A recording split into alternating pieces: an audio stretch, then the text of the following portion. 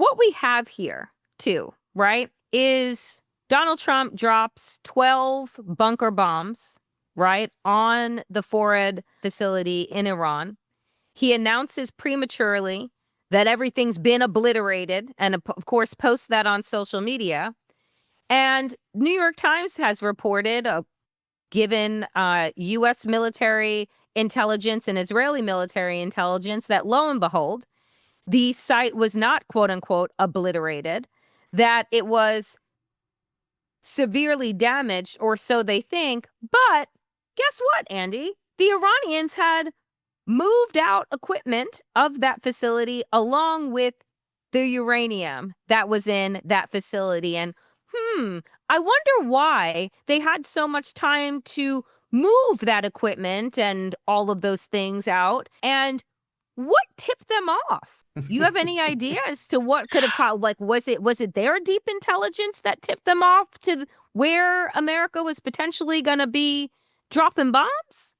I think their deep intelligence probably mostly consisted of looking at Donald Trump's Truth Social account.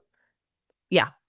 Yeah. That would be my guess. And it's funny because there were no leaks from Pete Hegseth, and we've seen MAGA chuds praising him. Todd Starnes, who used to be at Fox News, I don't know where he is now.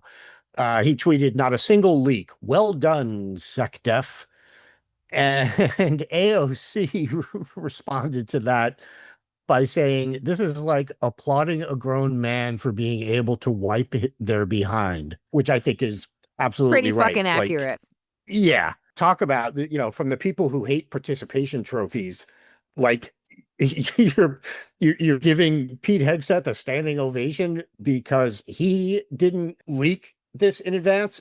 But as you pointed out, Donald Trump might not have leaked the details of this in advance, but he gave every indication that this was coming. It was certainly enough for Iran to say, hey, we better move our shit from where they're going to strike. And it does seem like there's a very, very good chance that they did a lot of that. And also that they had a lot of this material at other places other than these three sites. So this bombing was never going to destroy Iran's nuclear capabilities. And as you said earlier, so much of this is not even about that. It's about Donald Trump wanting to, look like a strong man. Yep. And once again, we are on the brink of war because some asshole who is incredibly weak decides that he needs to look like a strong man. Boy, if I had a nickel, Danielle.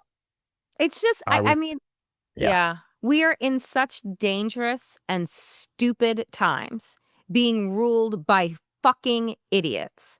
The fact that you would even post a tweet about congratulating Keg Breath from not sending a fucking signal note to his wife and to his lawyer and to like whatever his buddies at the bar, like, is wild to me. And yet these are the same fucking people that say that black and brown people and queer people and women get their positions based on like their identities and not any type of resume. And I'm like, miss me with that bullshit. Like, these are the fucking worst people and they're dumb. Donald Trump, like, oh yeah, it was obliterated. Look at the big splash. Look at the big boom. Look what I did. Look, I could imagine. And they're not probably even inside of the the fucking situation room. They're at Mar-a-Lago on the fucking golf course. Probably, yeah, look at us, look at us. Fist pump, fire emoji. Look how big and bad we are. And they didn't even do what they set out to do. Except, I don't know, escalate the fact that now we have airspaces shutting down around the Middle East. We have military bases being being hit. And like you said, this is probably just the beginning. Yeah. We also should talk about the fact that all of this is wildly illegal.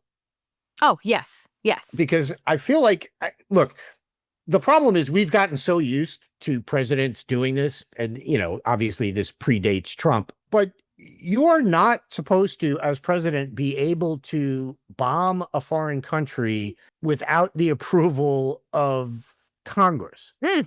Mm-hmm. That Uh, that thing. That place. yeah, Yeah. that old thing. It's a thing called the War Powers Act. It's been around for a long time now. AOC, again, to her credit, is talking about issuing articles of impeachment on Donald Trump for doing this without authorization from Congress.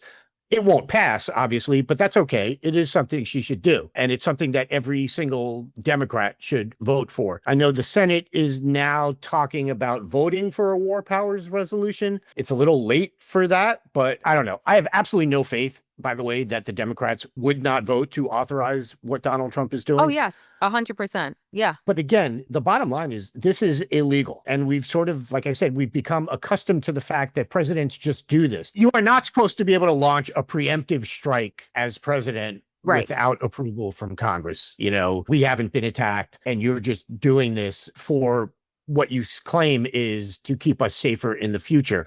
Even if you are doing it for that reason for real, you're still not allowed to do it without congressional approval. I mean, but who needs I know. congressional I approval know. at this point? And the fact I that know. what is sad, what is just so fucking utterly depressing is that one, that a majority of that there would still be standouts of Democrats that are celebrating, right? That are you have Fetterman in in the Senate God. that applauded Donald Trump's actions against Iran, right?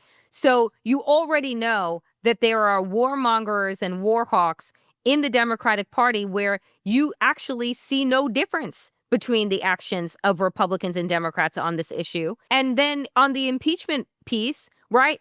Every single Democrat should be calling for the impeachment of Donald Trump. But then you have fucking Schumer and Hakeem Jeffries that think that actually taking some type of symbolic action is oh, let's not do that. Let's move to the center.